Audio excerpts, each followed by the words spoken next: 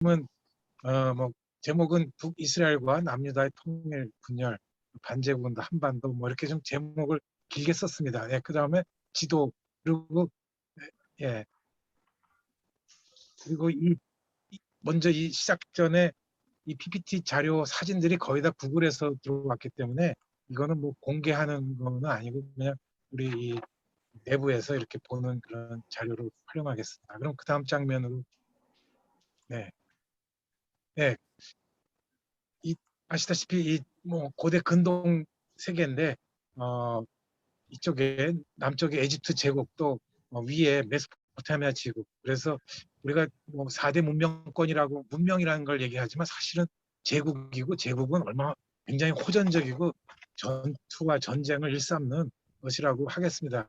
그 사이에 끼어 있는 것이 이제 팔레스틴이겠죠. 네, 그래서 밑에는 이제 그 지도가 있는데 거기에 보면은 아프리카, 아시아, 또 유럽이 만나는 그 꼭지점에 어쨌든 팔레스타인 지점이라고 하는 것을 볼 수가 있습니다. 네, 여기서도 보시면 이제 그 위에 아시리아 제국, 뭐 바벨론 제국 이런 제국들이 그 유프라테스 티그리스 강이라고 하는 그 긴 강 중심으로 발달했고요. 또 밑에는 어, 이집트 제국이 또 이렇게 있어서 서로 이 남쪽에서 이집트 제국이 북쪽으로 올라가면은 또 이제 이스라엘이 또 한 번 치이고 또 북쪽에서 또 내려오면 또 치이는 그러니까 우리나라가 한반도가 일본이 세면은 또 중국으로 진출하려고 그러면서 임진왜란을 겪고 또 북쪽에서 또 내려오면은 또 우리가 치이게 되는 그런 제국들의 그 패권 다툼입니다. 네, 그 다음 장면 보시겠습니다. 네, 여기도 이제 아시리아 제국이 크게 한번 세력을 펼치니까 이 이집트 제국까지 이렇게 점령하게 되는 그런 큰 세력을 펼칠 때 또 이 팔레스타인 지역도 아시리아 제국에 또 넘어가게 되는 걸 볼 수 있습니다. 네, 다음. 예, 그래서 이제 그 보시면 위에 그 장면 보면은 성문을 이렇게 돌로 이렇게 무너뜨리는 장면이 있고 또 이제 기마 부대가 있고 밑에는 또 이집트의 스핑크스와 피라미드가 있는데 그 밑에 그림은 무엇입니까? 이게 그겁니다. 어 뭐죠? 이 맷돌이죠. 그게 뭐냐면 그냥 이건 제가 상징적으로 쓴 건데 위에 메소포타미아 제국가라고 하는 거대한 돌덩이가 있고요. 또 밑에는 이집트라고 하는 큰 돌덩이가 있는데 그 사이에 끼어 있는 그 그게 팔레스타인이라고 생각하면 되겠습니다. 그래서 항상 그냥 위에서 눌리고 아래에서 눌리고 항상 그 찌들려 있는 그래서 이 정말 이 팔레스타인 지역 자체가 제국으로부터의 그 침략 이런 것에서 벗어나기가 힘든 거대한 맷돌에 있다는 거죠. 우리 한반도도 일본이라고 하는 것도 해양 바다로 삼면에 둘러싸여 있고 중국, 러시아 이렇게 해서 어디 도망갈 데가 없는 그런 상황이라고 하는 것이 좀 비슷하다고 봤습니다. 네, 다음 장면. 네, 그래서 다시 이제 이스라엘 팔레스타인으로 오게면은 이제 북쪽에 에브라임 사울의 11개 지파가 있고 또 남유다의 어, 유다의 지파 다윗이 있습니다.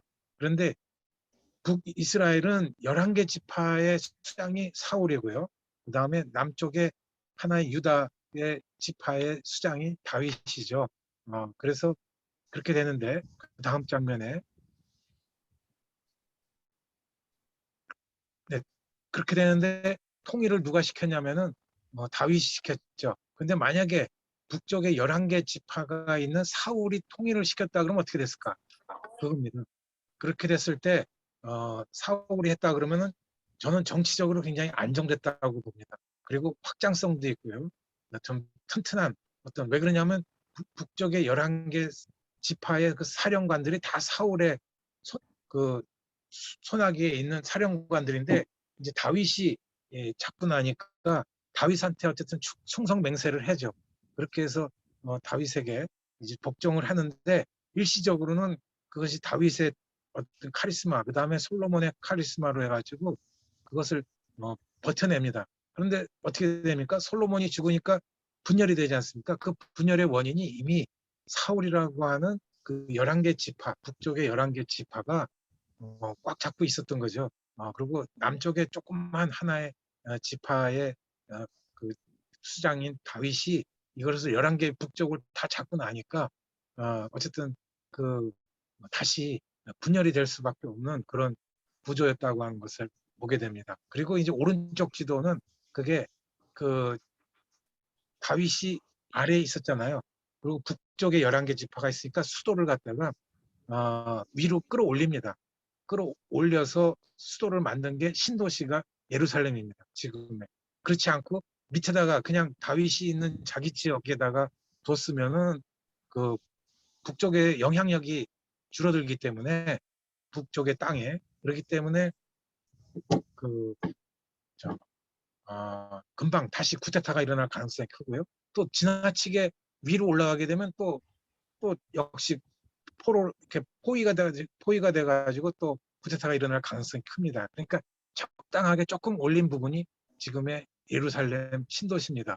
마치 그것은 이제 다음에 장면에 나오겠지만 우리나라의 삼국 통일할 때 만약에 고구려가 통일했다고 하는 부분하고 신라가 통일했을 때 그런 부분하고 연결되는 부분인데 그건 이따가 지도가 나오게 되면 그때 설명드리겠습니다. 어쨌든 다윗이 좀 물론 영향이 있습니다. 하나님의 또 저기를 받았고 사무엘로부터 사울은 또 내침을 받고 그래가지고 하나님의 영이 다윗한테 이제 가게 되고 모든 게 그렇게 가니까 다윗이 이제 통일을 해서 또 주변 제국들도 주변의 조그만 국가들도 이제 장악은 하긴 했지만 그러나 기본적인 것은 역시 사울의 11개 지파가 사울 영향권에 있었다고 하는 그 충성심, 기본적인 그런 것이 있었다고 하는 것이 나중에 분열의 원인이 됩니다. 네, 다음 장면입니다.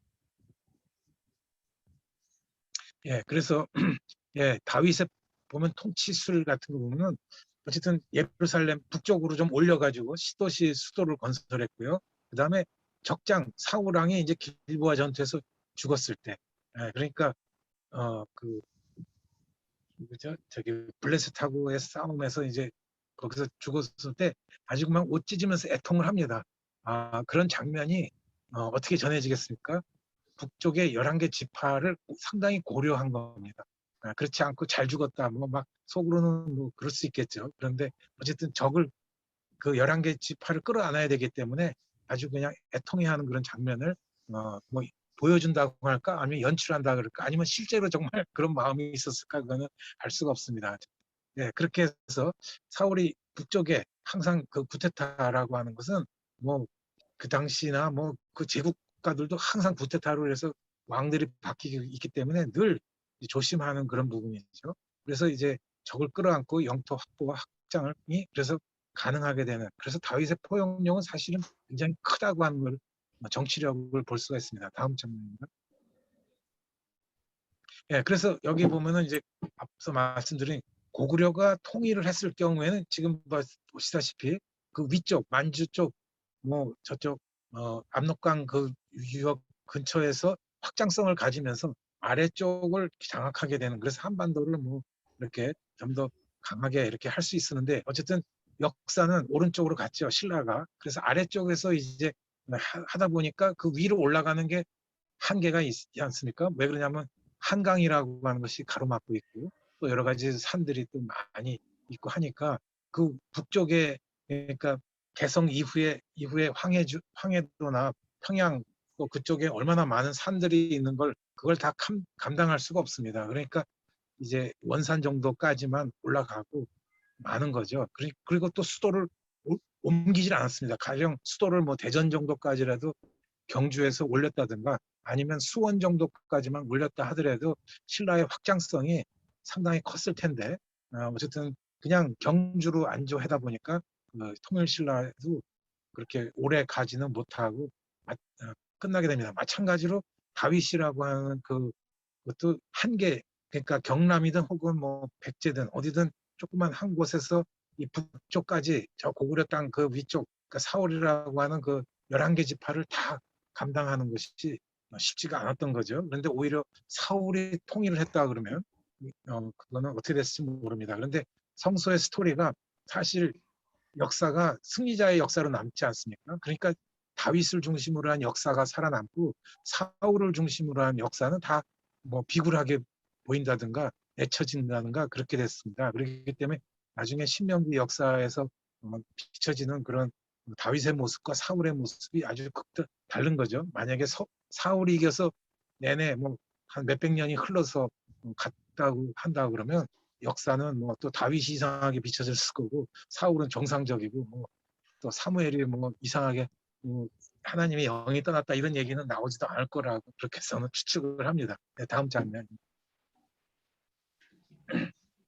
예, 그래서 예, 북의 사울이 통일을 했다 그러면 좀 더 저는 이제 그 이스라엘이 안정적이고 분열되지 않고 오랫동안 이 팔레스타인 지역을 감당했다. 또 그 안에서 정치력을 잘 발휘했다 그러면 비록 제국 국가들의 그 틈바구니 있었지만 그 부분도 상당히 카바를 이렇게 버텨낼 수 있는 그런 것이 있었다 하는 거고요. 또 하나는 어쨌든 이 남유다든 북이스라엘이든 두 국가는 친 메소포타미아든 친 이집트 정책을 항상 번갈아 가면서 펼쳤습니다. 그러니까 우리나라도 중국에 항상 뭐 친명 정책, 친원 정책, 뭐친 당나라 정책, 뭐 이제 이런 식으로 돼갖고 당나라하고 신라가 합작을 하고 또 고구려와 백제가 협력을 하고 뭐 이제 이런 식으로 되는 거 아닙니까?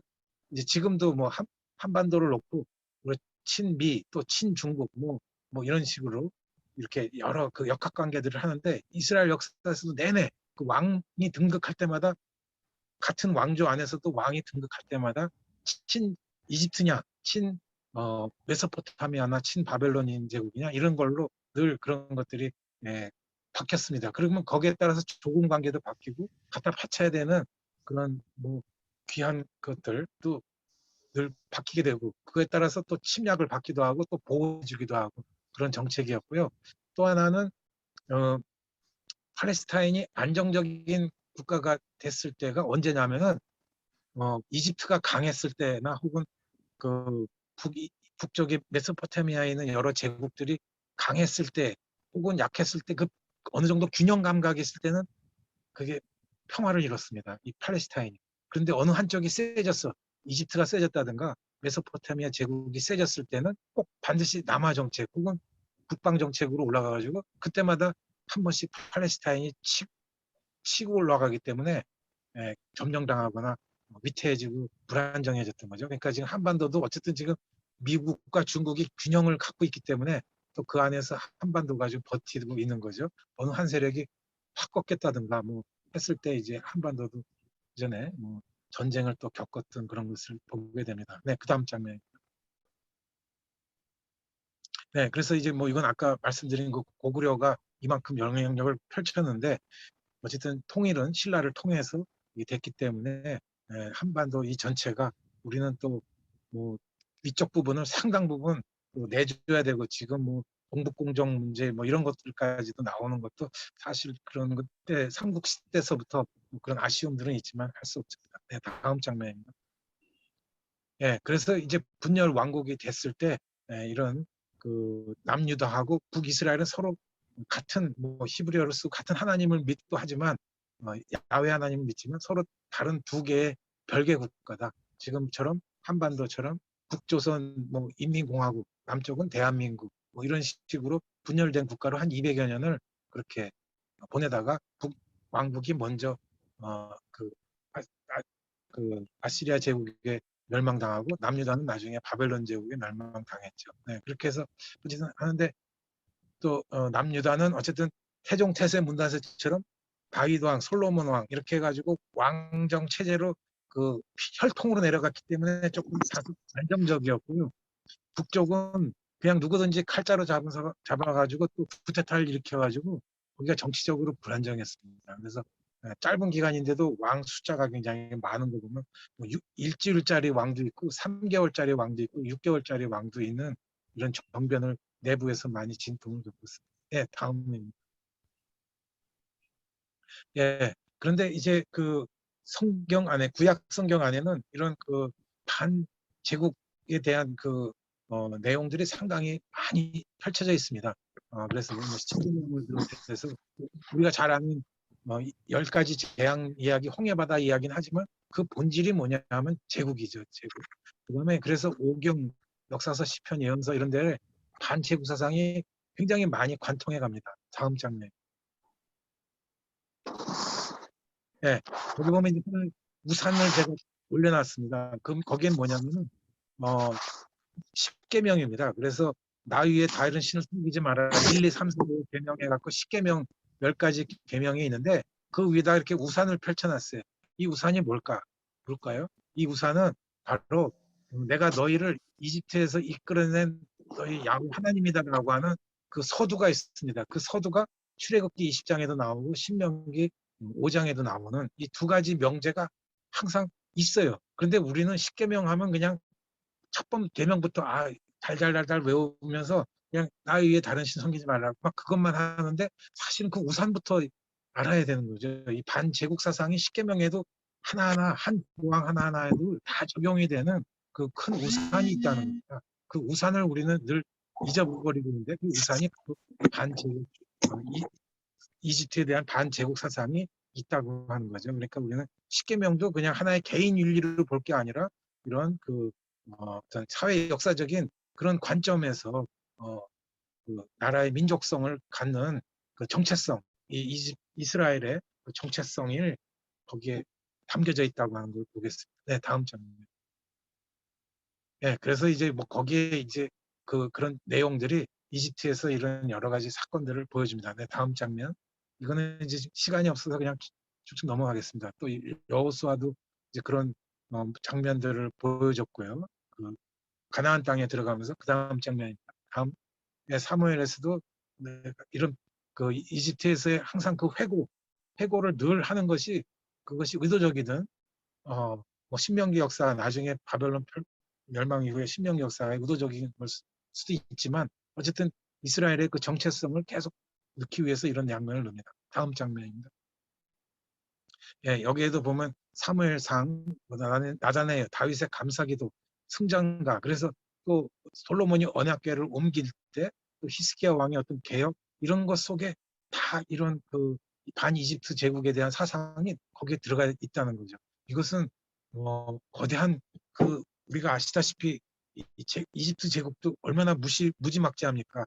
그막뭐 수십 톤 되는 그 돌멩이들을 다 320만 개를 다 쌓아 올려서 피라미드를 만든 거대한 제국인데 그 제국에 대해서 막 이렇게 조그만 나라가 정말 겁 없이 더 거칠게 표현하면 겁대가리 없이 막 그냥 예, 비판하는 내용이 성서에 담겨져 있다고 하는 것이 참 놀랍습니다. 예.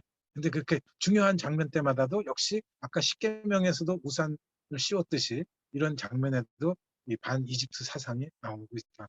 다음 장면.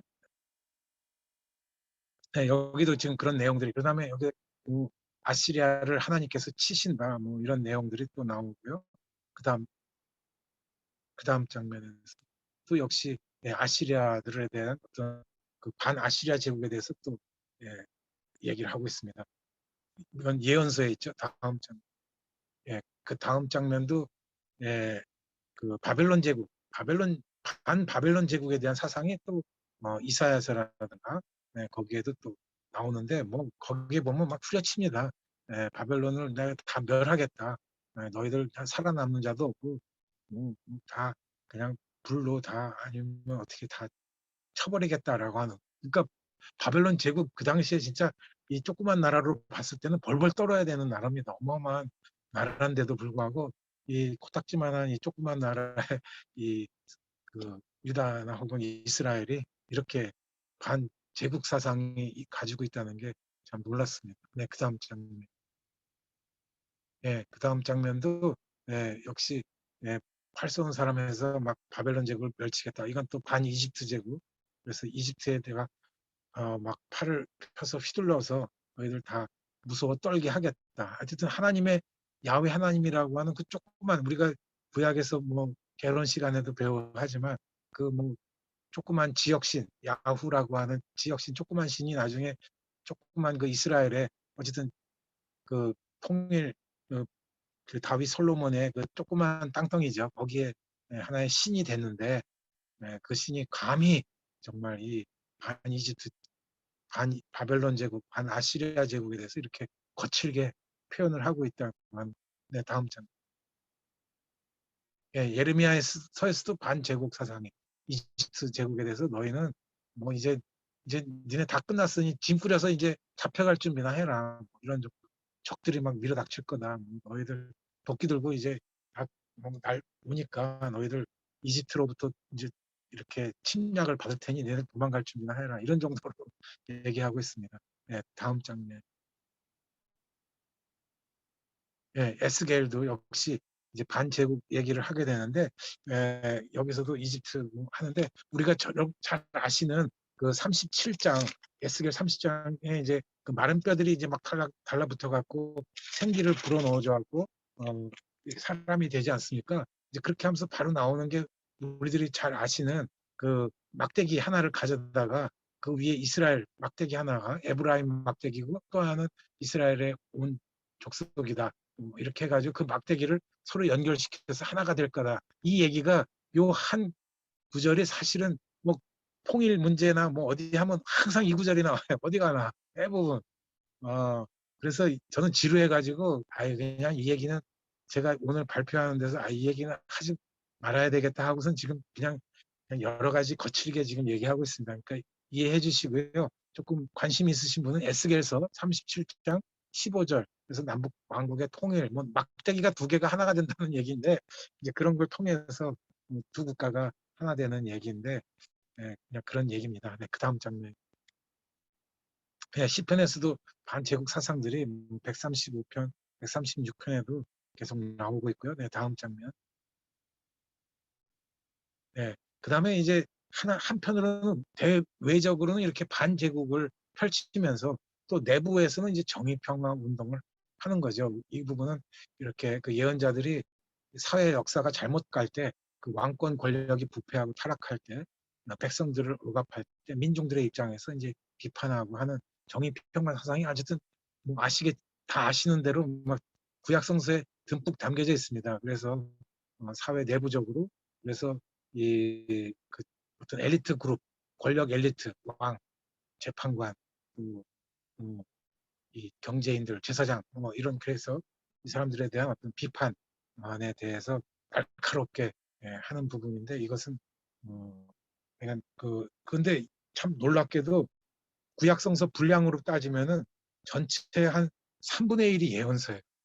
뭐 예언서에 다 이런 내용이 있는 건 아니지만 어쨌든 뭐 우리가 알고 있는 그 이사야, 예레미야 4대 예언 복음하고 예언서하고 12 소예언 이걸 합하면은 한 4분의 1 내지 한 3분의 1 정도가 예언서로 갖고 있습니다. 그렇게 하면은 이런 것이 사실은 그 권력자들이 봤을 때는 이걸 뭐 판금을 시키고 뭐 금서 목록으로 하고 이 예언자들을 쫓아내고 죽이고 또 이 사람들이 글로 남긴 것들 다 불태 없애버리는 식으로 갈 텐데 어쨌든 그게 살아남았다는 게 저는 구약성서의 어떤 최종 편집이라든가 그 전달 과정이 저는 대단하게 이런 것들을 지켜냈다고 하는 것을 볼 수가 있습니다. 그래서 그런 민중들을 대변하는 분량으로 한 3분의 1 있다는 게 저는 구약성서의 참 큰 의미고 그런 정신이 예수님에게로 이어진다고 하는 것을 이렇게 보게 됩니다. 다음 장면입니다.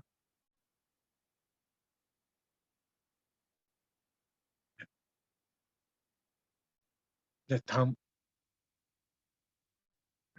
네, 그래서 왕과 권력에 대한 비판. 그래서 뭐 왕들을 뭐 니네 악한 음모를 늘 펼치는 너희들 뭐 나쁜 통치자들 뭐 이 사람들을 다 허수아비로 만들 거다. 이런 얘기들을 합니다. 네, 다음 장면. 네, 또 종교 지도자들도 내가 팔 벌리고 뭐 기도한다 그래도 뭐 거들떠 보지도 않겠다. 뭐 하여간 그러면서 종교 지도자들 제사장들이 많아지면 많아질수록 나에게 짓는 죄도 더 많아진다. 뭐 하면서 이제 이런 그런 비판들을 하는데 네, 그런 종교 권력에 대한 비판들을 하고 있습니다. 네, 다음 장면. 네, 또 사법부와 사회제도죠. 그래서 이 뭐 그때나 지금이나 똑같이 어쩌면 유전무죄 또 무전유죄 뭐 이런 부분들은 똑같이 그래서 뭐 사회적인 약자 뭐 혼자 사는 여인의 뭐 하소연은 빗전으로 흘리고 그러는데 또 신발 한 켤레 뭐 뇌물 받고 뭐 얘들 재판관이 잘못된 판단한다 이제 이런 것들을 비판하고 있습니다. 네, 다음 장면. 네, 또 그러면서 이제 대안적인 사회 모색으로 평화운동을 하죠. 그래서 어쨌든 이 예언자들은 이런 국제 감각을 늘 갖고 있었습니다. 그래서 이 주변 강대 국가들을 비판도 하면서 어떻게 하면은 그 평화적으로 우리나라를 이 나라들을 지켜나갈 건가야. 약육강식의 논리가 아니라고 하는 것. 그런 것들을 늘 지향을 했기 때문에 우리가 지금 이 평화 포럼, 지금 이 통일 신학 평화 꿈들이 이 평화 포럼도 일종의 그것이고요. 평화 운동의 한 차원 이런 것들이 우리 안에서 지금 남북한 평화 운동들이 펼쳐지는 것이 늘 어쨌든 약소 국가가 가장 지향할 수 있는 목표점이 이런 평화 운동이 아닐까 그렇게 생각합니다. 네, 다음 장면. 예, 여기서도 계속 예언자들이 그러면서도 평화 운동을 하면서도 예언자들이는 사회 불의, 기득권 세력 뭐 이런 것에 대한 비판도 하면서 그리고 그렇게 하고 있습니다. 그러면서 이제 새로운 세상을 꿈꾸면서 평화 운동 그러니까 이것이 같이 다 연동되어 있는 것이죠. 반제국도 펼치면서 또 한편으로는 내부 사회의 모순을 개혁하고 변화시키면서 또 평화 운동을 가져나가는 이런 복합적인 것이지 하나의 구호로만 그냥 가진 않았다. 막대기 하나 이어붙였다는 것이 되는 건 아니다 그렇게 생각합니다. 다음 장면입니다. 예, 그래서 이제 평화 메시지가 여기에 그래서 이것은 잘 아시는 대로 뭐 어린 양과 표범 뭐 사자 막 그런 거 또그뱀 독사 굴에 뭐 어린 아이가 손을 집어넣는 얘기 뭐 이런 얘기 그 메시지가 여기에 담겨져 있습니다. 다음 장면입니다. 예, 제가 여기 보시면 아프리카 대륙이 나와 있습니다. 거기에 보시면 이 장면을 조금 더 키워서 본다 그러면 여기에 그 국경이 말이죠. 나라별 국경이 이게 직선으로 된 것이 많습니다. 여기 왼쪽 사진도 그렇고요. 이집트라든가 또 리비아 뭐 이런 데 나라들 또 오른쪽도 보면 이렇게 직선으로 이렇게 되어 있는 부분들이 많습니다. 이런 것이 왜 이렇게 국경이 됐을까라고 하는 겁니다. 그것은 이런 직선이 되기 전까지는 이 아프리카 대륙은 국경이 없었고 한 2만여 개가 넘는 그런 그 부족들이 사는 그런 것으로 됐었는데 이제 국경선이 생긴 거죠. 다음 장면. 예. 그래서 이제 오스트리아, 헝가리 그래서 1884년에서 85년까지 베를린 의정서가 체결됩니다. 이때 이제 유럽 강대 국가들 또 미국, 스페인 뭐 이런 나라들이 전부 다 터키까지 해서 베를린에 모여가지고 비스마르크 당시 독일 황제 주재하에서 아프리카를 분할한 겁니다. 그래서 땅 따먹게 한 겁니다. 이 지도를 놓고 그렇게 해서 식민지 분할을 해서 니네 나라는 오스트리아는 어디 갔고 영국은 어디 갔고 프랑스는 어디 갔고 이런 식으로 땅을 자기들끼리 나누면서 직선을 긋게 된 거죠. 그 다음 장면. 네, 보면은 한반도도 딱 38선이 그어졌던 겁니다. 그러니까 이런 직선을 했던 그 유럽 국가들의 그 전력이 바로 위에 베를린 의정서 1884년에 이미 한 번 이 사람들이 아프리카 땅을 분할해 먹은 그런 경험이 있었기 때문에 한반도를 38선으로 그어버린 거죠.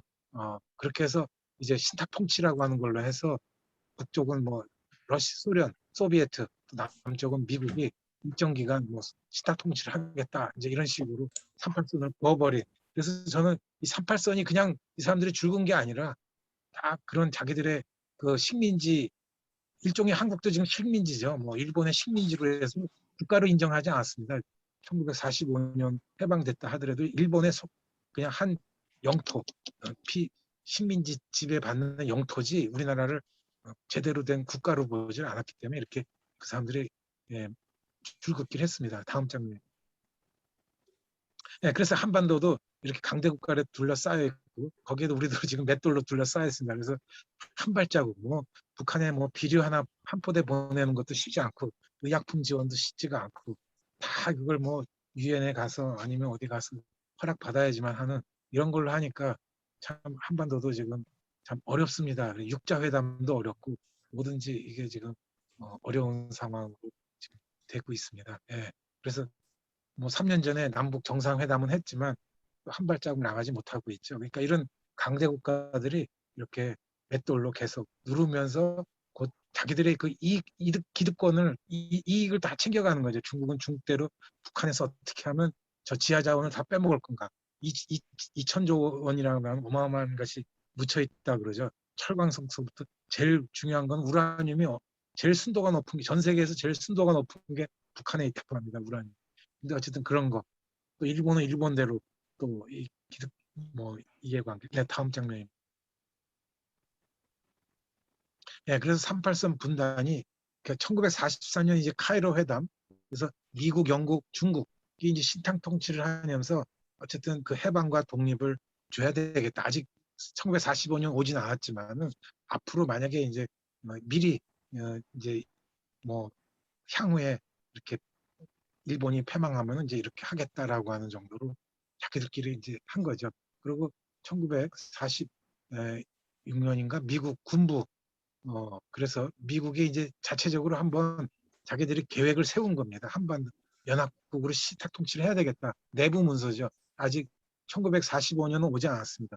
그리고 이제 1945년 2월, 그러니까 이제 아직 그, 어, 그 원자폭탄 투하하기 전인데 소련에다가 미국이 제시를 하니까 소련은 그냥 소극적이고 시큰둥했습니다. 그때까지만 해도 뭐 이쪽 시베리아 이쪽까지 뭐 이 사람들이 역량을 이렇게 군사력을 이렇게 키울 그런 능력이 안 됐죠. 2차 세계대전 끝난 지가 얼마 안 돼가지고 그러니까 이제 소극적이었는데 1945년에 이제 먼저 7월 달에 이제 어, 그, 그 헐, 그 군, 그 작전국장 헐 소장인가 뭐 이 사람이 이제 38선을 일단은 이제 분할을 이제 그었습니다.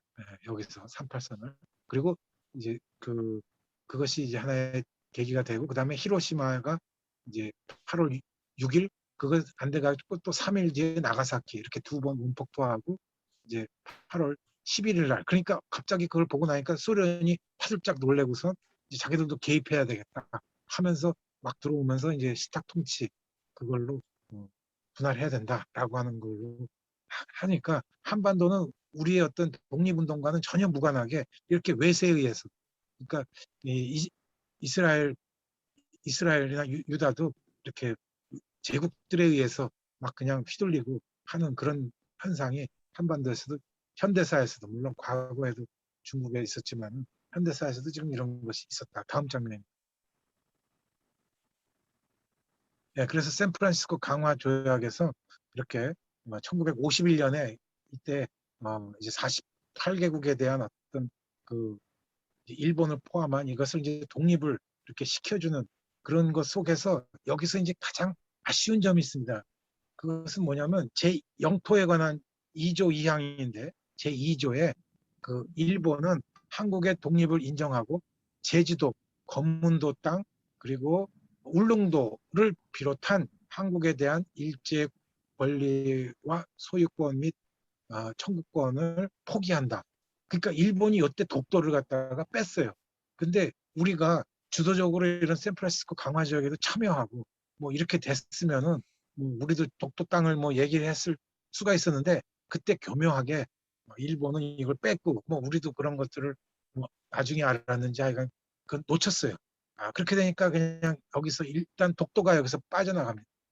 누락됩니다. 예, 첫 번째고요. 그게 그다음 그다음 장면입니다.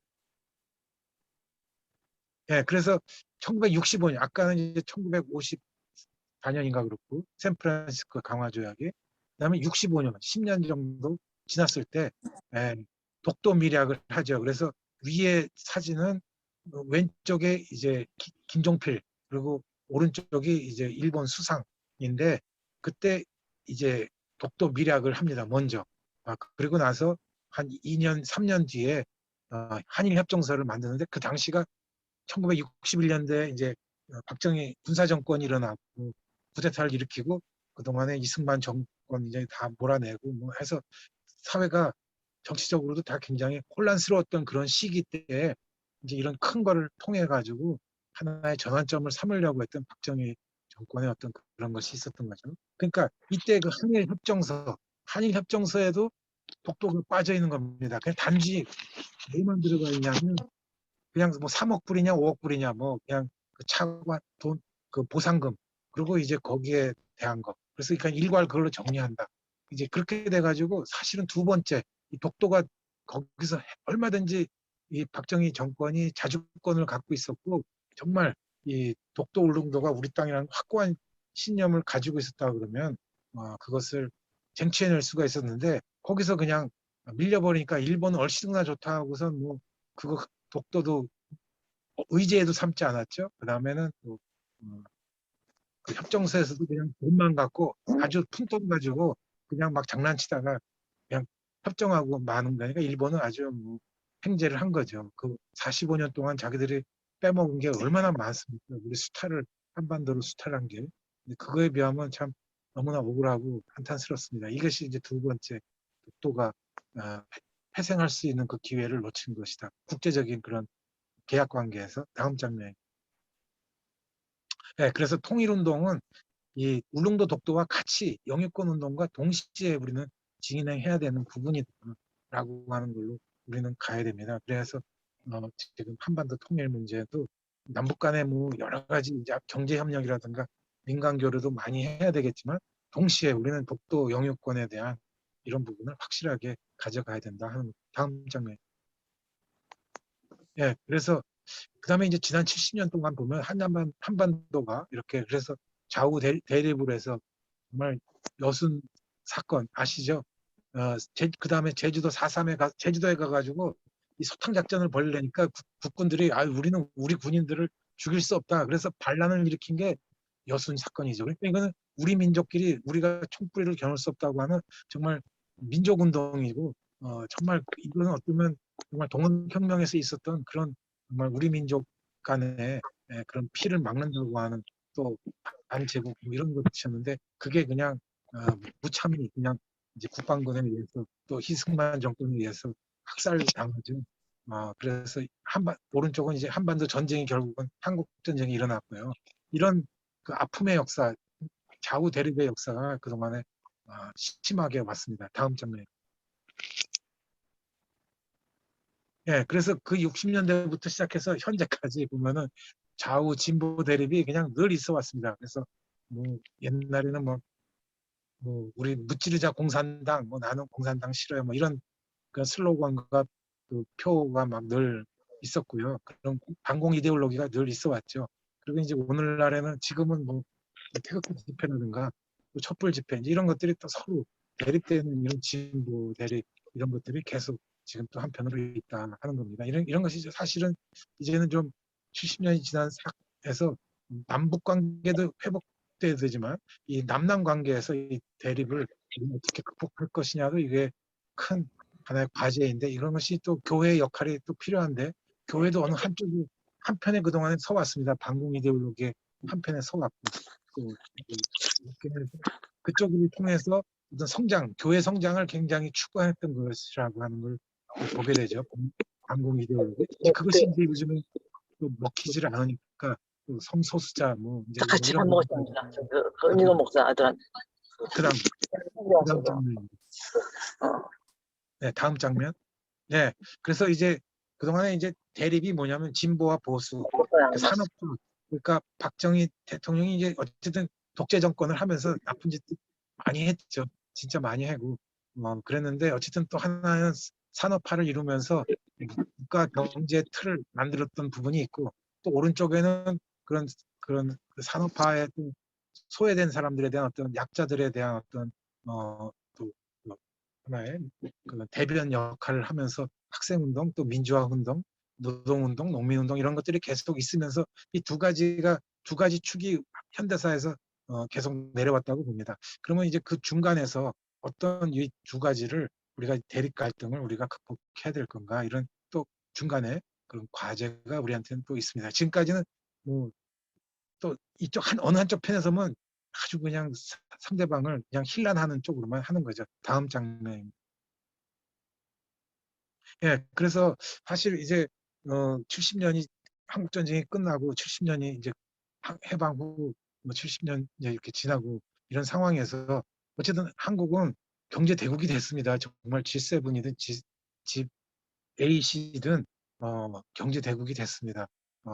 그렇게 해서 우리나라 남한이 전 세계에 수출하는 그 양이 아프리카 50개국보다도 더 많은 양을 또 수출한다고 그러고 어쨌든 그래서 하나의 그 산업화의 그런 맥도 우리가 인정을 해주고 또 오른쪽에는 이제 뭐 BTS라는 상징적인 걸 그림을 넣어봤습니다만은 이런 그 한류, 그 가령 뭐 영화, 또 영화, 뭐 음식, 음악, 뭐 모든 장르에서 이런 한류를 일었었던 것도 이런 민주화 운동이 어떤 표현의 자유, 언론의 자유가 있었기 때문에 이런 것이 가능하죠.